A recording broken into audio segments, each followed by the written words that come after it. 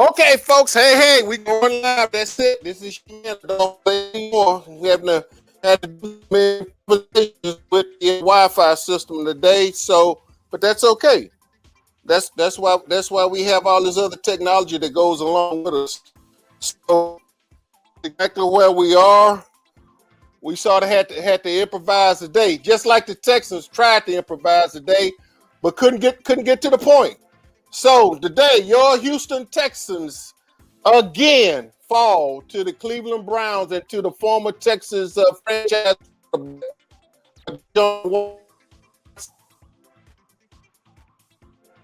Offensively speaking, hey, he looked like somebody ordinary. He looked like he hadn't played in 700 plus days. Before we get to the guys, we got Elvin on the road. We got Lemont sitting back there. We got everybody just sort of sitting there waiting. Before we get there, let's let the person that he likes this time spot, and let's go ahead and let him have his say, and then we're gonna jump into it. Hello, I'm Ken Ross with the Ken Ross Insurance Agency. There are certain things that are important in our lives: our health, our safety, and our loved ones. With over 40 years of experience, I've seen just how important insurance can be. I value the importance of being a part of my community and being there when they need me. Insurance is important everywhere, but being here in South Texas, it is absolutely essential. From flood, home, auto, and life insurance, let the Ken Ross Agency be your agency of choice.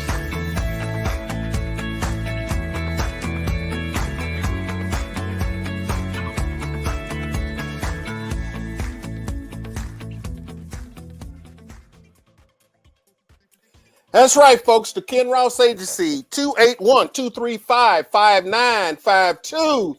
And as I promised, let me put the guys in on there because as we stated earlier, yep, there he is. Yeah, Elvin, you like Oreo cookie, man. That's okay. We not real. I know you got some. I know you got some puns that would have just fell in right well with that, but that's okay. Hey, here's where we are. The Texans today, 1-10-1, 27-14. Guys, let's go ahead and just we're going to deal with the Deshaun issue off the field, but I want to talk about what was on the field. I thought this was a strange atmosphere today. I just found the whole atmosphere strange. I mean, I saw two Cleveland dog pounds at either end of the NRG today. I mean, I saw more orange than I saw anything else. Elwin, you on the road. Lemont, you on the road. Let's go for it. All right. Well, I agree with you, AD. It felt just strange from the get go. Now, as everybody has known, as I mentioned to you and Lemont when we got there, I said, the big story about this is not going to be the game. It's going to be Deshaun Watson's return to Houston. And, I just felt like that contributed to making it a strange game. But the whole game just felt weird throughout the entire game anyway. So I don't know how much of that was the Deshaun Watson effect and how much of it was just the fact of the struggles this team have had all season long, and it's really beginning to take its toll. Lemont. Well, it felt strange to me from the first play of the game. I mean, when the Texans committed that interception on the first play of the game, and it was kind of like a fluke play at first. Then upon the review, it showed that the ball never hit the ground. Texans wide receiver bounced the ball up, and the defensive back got the interception for the Browns, and that kind of set the table for the rest of the game. First half, it was kind of first quarter, first half, it was very interesting. Texans defense, I thought, played okay. I thought they played with enough effort to keep the team in the game, but offensively, what can we say for the Texans? They continue to struggle each and every week. They're really known to run the football, but unfortunately, they had under 100 yards rushing. And at times, Erwin, you saw it, and AD, you saw it as well. When they had an opportunity to be in the red zone, they negated to go to the running game, and they wanted to extend the plays with Kyle Allen as a dual threat quarterback, and it didn't work for them. And unfortunately, they didn't produce any points, touchdowns early on with only 5. They had a safety in that field goal, but man, it's offensively. I mean, I've been sound like a broken record every week, guys. And this. Pep Hamilton is a personal friend of mine, and I root for Pep from the bottom of my heart, but from a professional standpoint of calling the games and covering the team, man, he's dropping the ball, and it's looking bad offensively for him, and it's looking bad for the Texans. You, you, you know what's interesting, guys? After the first quarter, it was 5-0, and Yeah. I remarked, "Hey, we got the Astros in here playing. Either Verlander or Framber was on the mound, and hey, we were going. You're done, and had hit a blast, and and we had scored some guys, and all of a sudden, Dorothy wakes up out of her dream, and it's a nightmare, and the nightmare starts. But you mentioned about the defense, and I concur. In fact, that was one of the questions I put to the coach today about the energy that the defense did bring today. And let's let Lovey just expound on that.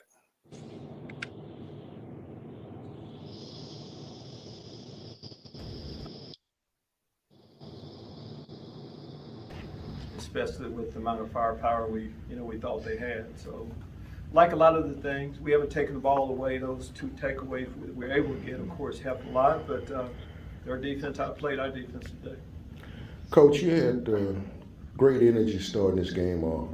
Defensively, what are you going to need to take for be the consistency to continue? Because your defense, I think, gave you the energy to get started, but you couldn't finish it.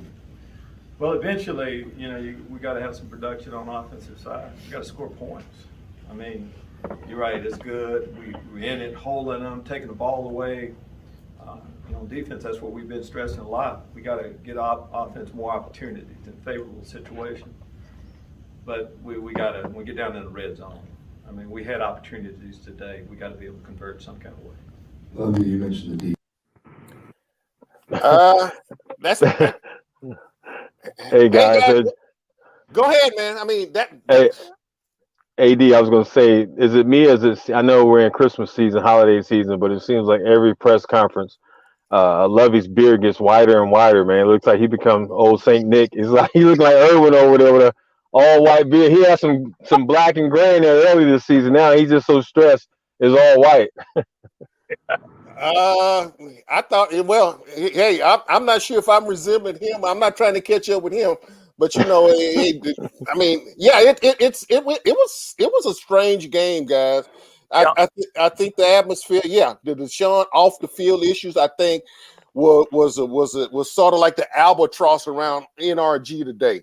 And there was a moral overtone.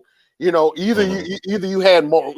This was a game about morality that none of us really. Yeah, we can have an opinion, but you know what? I mean, we weren't involved in this. We have no idea. I mean, I'll state this for the record. Yeah, there was 2 grand juries that no building Deshaun on this. Yep. Those were civil suits. Something happened. Something paid off. The Texans paid off all that situation. And so folks are looking for some kind of additional contrition from Deshaun. And let's face it, it wasn't going to happen. It wasn't going to happen today. No. It's not going to happen tomorrow. And let's face it,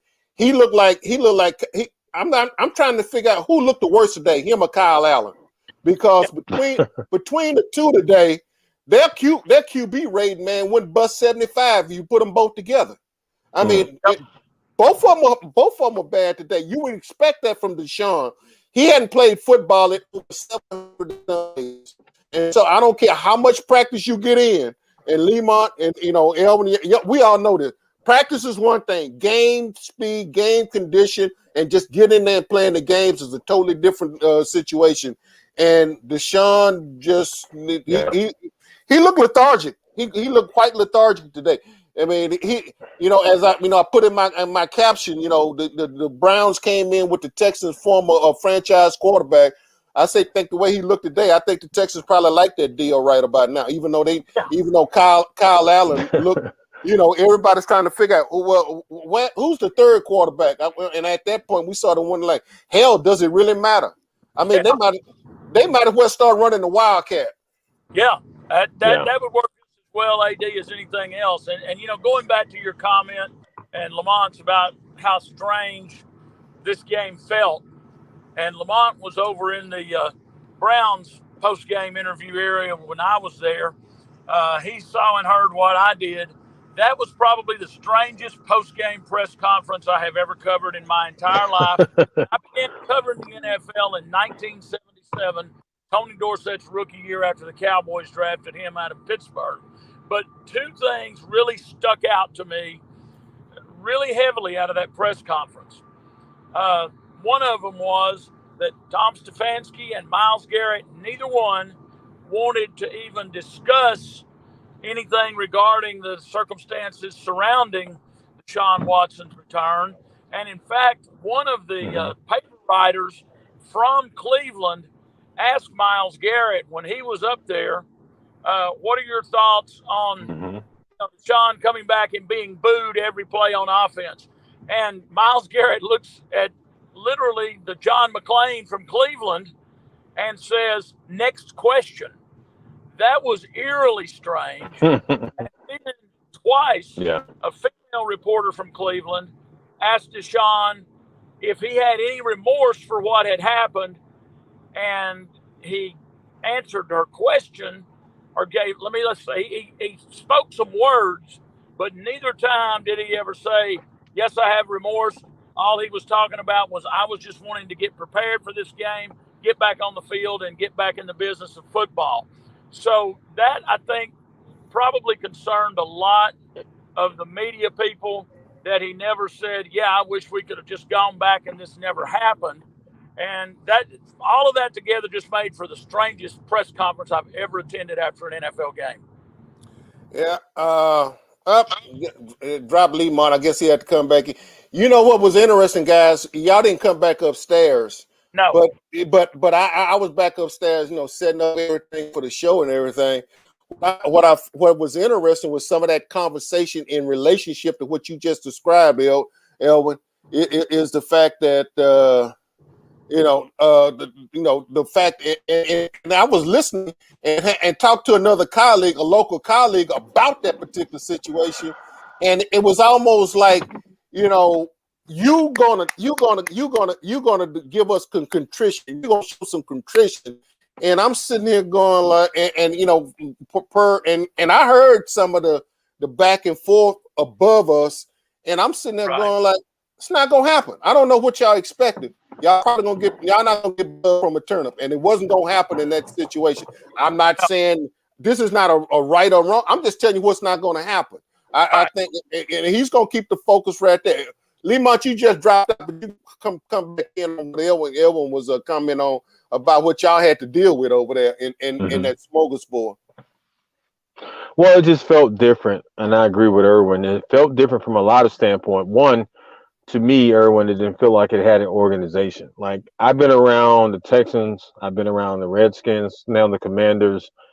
I've been around enough pro teams where they will forecast and tell you who's coming up next. That way, as a journalist, you can prepare and know mentally who's coming next up to the podium. It just felt like they just pulled random guys out of the locker room, say, come to the podium, because everybody was anticipating Deshaun.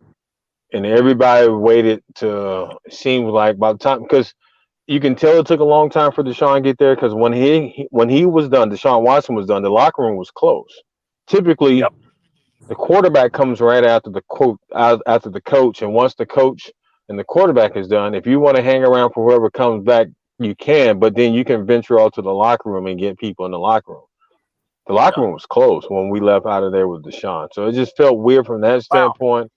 You can tell Deshaun has been prepped and programmed to respond to the allegation question. So if they're throwing at him, he's going to respond a certain way, and it's going to be what it is. Myles Garrett did try to bring some humor to the situation, but like Erwin said, it just felt like it was offbeat. It just felt like guys was just pulled out of the locker room. Hey, by the way, can you come do this interview and satisfy the media so we can get on the road and get back to Cleveland? Hey, I'm gonna tell you. Hey, I'm gonna tell you what. Hey, you guys, like I stated, y'all didn't come back up to the press, because I was upstairs setting up. Deshaun, how they come out from their locker room, go through the field and everything. Deshaun had a nice greeting from. How they had the fans out there on the field. Deshaun had and what was interesting, I would just watched how the fans that were on the field there. You know how the season ticket holders, they let them come on the field. They reacted. There was a positive reaction just from my observation from the press box.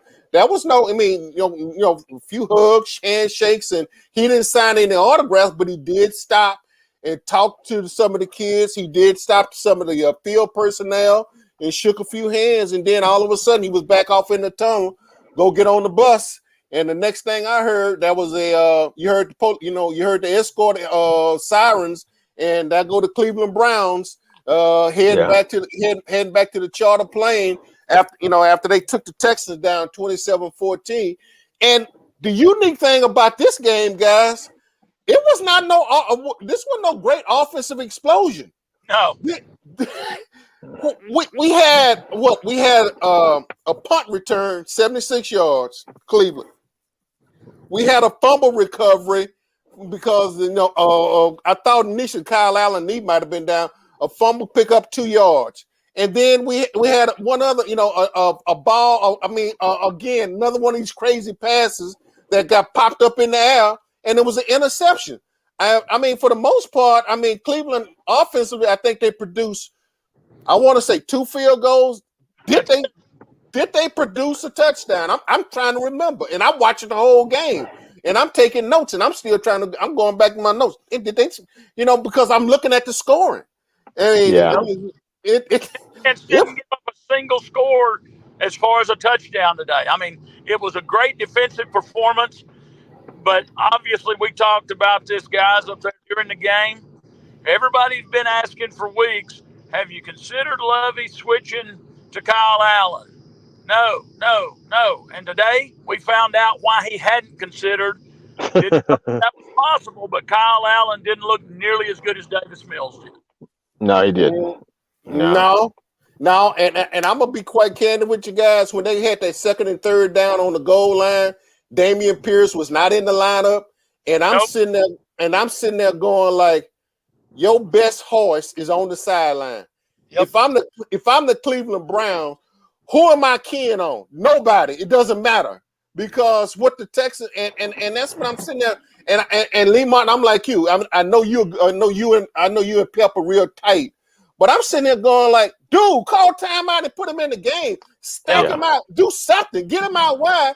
He's nowhere in the ball game. So if I'm Cleveland, I'm sitting there going like, who we keying on? Hell, nobody. It's bad, man.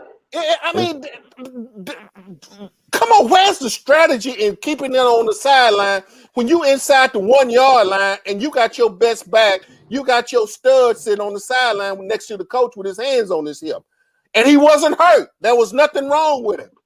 I don't understand this one, guys. What we do understand is that there's going to be changes. Furthermore, from the coaches. I'm sorry, Lamont. No, I'm saying what we do understand is there's going to be some changes. Go ahead, Elwin. Yeah. I was going to say, I don't understand why one of those plays from inside the 1 yard line, you don't try to see if that offensive line can block and just go on a quick count and let Allen try quarterback sneak into the end zone. But as you guys know, we never ran the ball a single time in that series right there.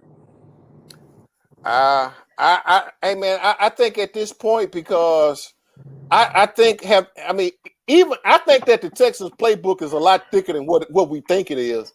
I just don't think there's. I'm all right.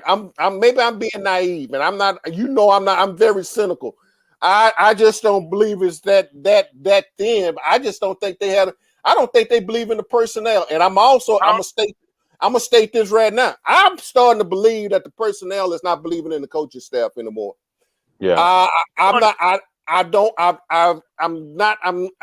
necessarily have my hands on a pulse, strong enough pulse.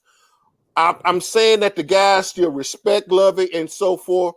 I'm not necessarily saying they're gonna run through a wall for him anymore. I'm just thinking everybody's trying to get to the end of the season now. Yeah. I would totally agree with that. It's just, now they're sitting there thinking, well, we got 5 more games, and then this nightmare will be over. And I'm afraid that's where we are. Because, go ahead, Lima. It just feels like when you see that, for example, today, you saw that defensively they wanted to compete, they wanted to be in the game.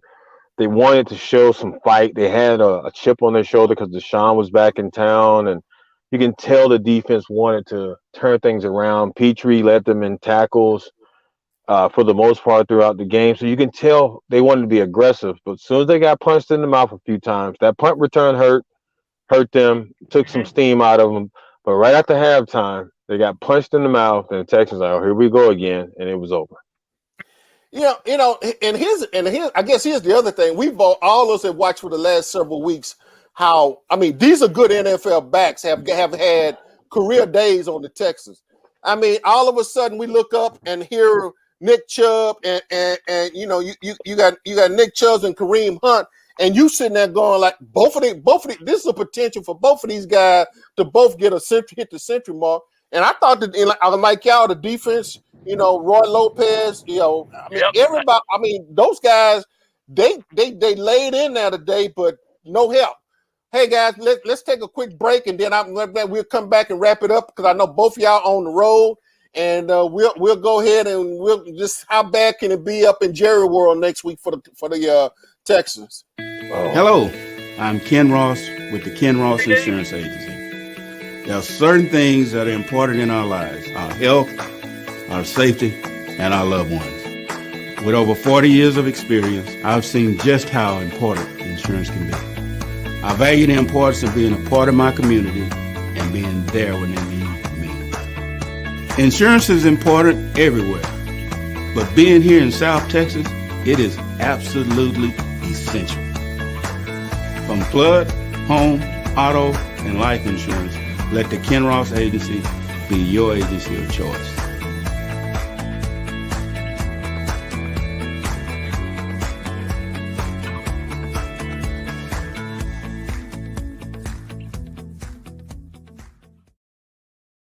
Yeah, that's right, folks. 281-235-5952. Give my man Ken Ross a call. Whatever your insurance needs, whatever your investment needs, give him a call. Texans go to Jerry World. How bad will it be? It depends on how the Cowboys do tonight.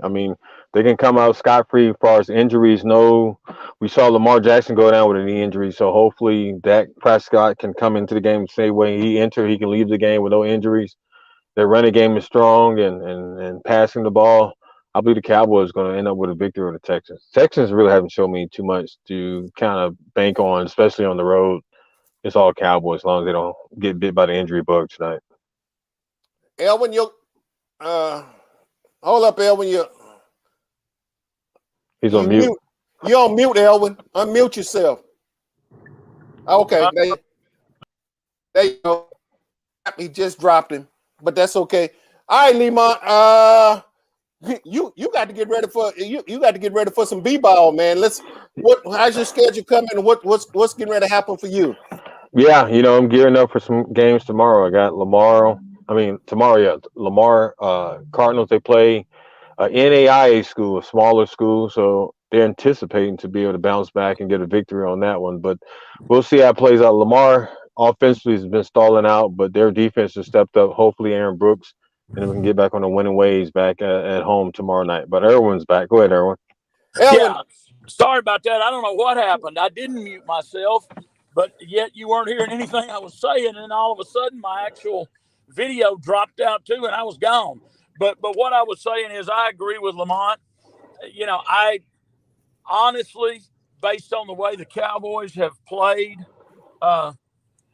this season, unless they get major injuries, I think beyond the shadow of a doubt that you are going to see the Cowboys pretty much run all over the Texans.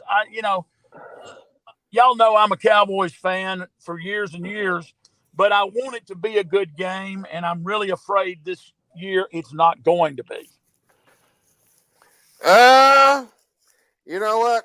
I let me put it like this. Vince Lombardi made me cry. I sat on the steps in the CUNY home in that 67 cold game after that Ice Bowl game, and I cried because Vince Lombardi made me cry because my Cowboys lost. I'm not nearly as close to the Cowboys if that situation, but you know what? They still, I don't know, Jerry in his own way, they're still So, hey, man, who knows? Hey, guys, I tell you what, I appreciate it. Elwin, be careful. I appreciate you, man. Lemont, be careful going down there on the road. Guys, Okay. I appreciate you. Elwin, unless the good Lord say do something different, man, I plan on seeing you'll be in Dallas, and I plan on coming up there for this game, man. I was asking you right before we went to the last commercial break if you were coming up. So, yeah, look forward to seeing you up there next Sunday at Jerry World. And I'm going to tell you what, I know you hadn't been up there in a while, but you're going to get the best mac and cheese that you ever have put in your mouth. and mac and cheese, incidentally, guys, is not served anywhere but AT&T Stadium. That was the deal when Jerry Jones and them started planning it out with this company that serves them Legacy Hospitality. Their deal with Legacy is that would not be sold anywhere, and the recipe would not be given away to anyone.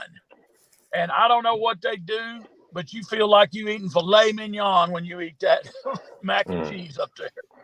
Well, AD, sneak some out in the container and bring it back so I can taste it. Hey, guys, both of y'all be safe, be careful, catch you down the road. Gentlemen, I'll be talking to you later on. As always, many thanks. Thank you. Thank both of y'all. Be safe down the road, man. And as we get ready to wrap this on the corner, this edition of the Texans on the corner. As your Texans, as I state, they lose again, 110-1, 27-14, and it wasn't close. It wasn't a blowout. That's the crazy thing about it. This was not a blowout game, guys. It just wasn't. Nope. So, as we get ready to wrap this thing and turn it over to KG and Yanez and Mr. Willie Gibson, who I had a chance today to sit down. He's in town, with the came in with the Cleveland media and everything. So, and let me just tell this, he was real cool about this. I say, man, I was wondering about you. He said, "What's that to wonder about? I'm in the college playoff series. What did I need to worry about?" And I say, he just blunted me just all like that. So that's okay. It's okay, Will. All right, I understand. But I know when y'all left out that horseshoe, and I know the sidebar conversation we had today. So hopefully he's in a chance with the guys talking and the rest of them having a good time today. They'll be on the Houston Roundball channel. This is your man, Adolphus A.D. Moore, on the AdMax Corner and the Houston Roundball channel. If you have not subscribed to either one, subscribe. Please hit the subscribe mark. We need it. We want it. We hope we've earned your favor just to say, yeah, I will subscribe. We just try to keep it interesting.